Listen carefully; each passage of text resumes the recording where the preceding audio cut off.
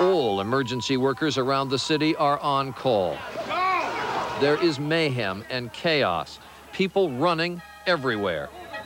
A clear late summer day turns into what feels like a nuclear winter. Nobody has any visibility. People are caught in the tower, hanging out of windows, some jumping 80 floors to their deaths, others hoping, praying to be rescued.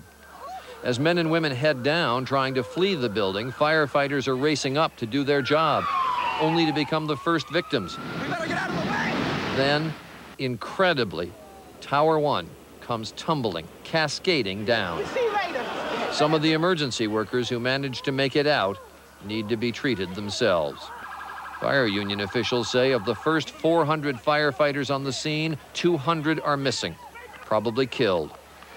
Meanwhile, there are reports at the White House that the Pentagon has been hit. A spokesman for the Pentagon said he had no firm number of casualties as firefighters struggled to contain the blaze.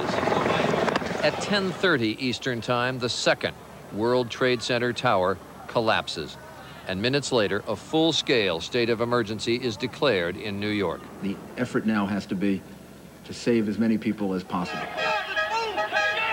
Police officers do everything they can to evacuate downtown Manhattan. The scene quickly turns to triage.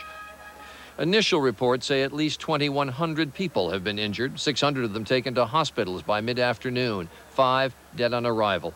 1,500 more walking wounded were taken across New York Harbor to New Jersey's Liberty State Park, and dozens of ambulances raced there as well. Meanwhile, uptown, hundreds turned out to give blood, some waiting 2 or 3 hours at blood donation centers. And then late afternoon, 5 p.m., still another building collapses. 7 World Trade Center, ruined by falling debris from the Twin Towers. But overall, there are some stories of lives saved. As we came downstairs, we were just dragging people along with us. At the Pentagon, workers continued through the early evening to contain the fire and smoke, but can't get to ground zero, where officials fear many are dead, including the passengers and crew from the American Airlines plane.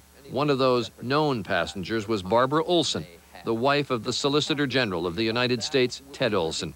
At this hour, where the World Trade Center once stood, casualties are expected to be overall in the thousands.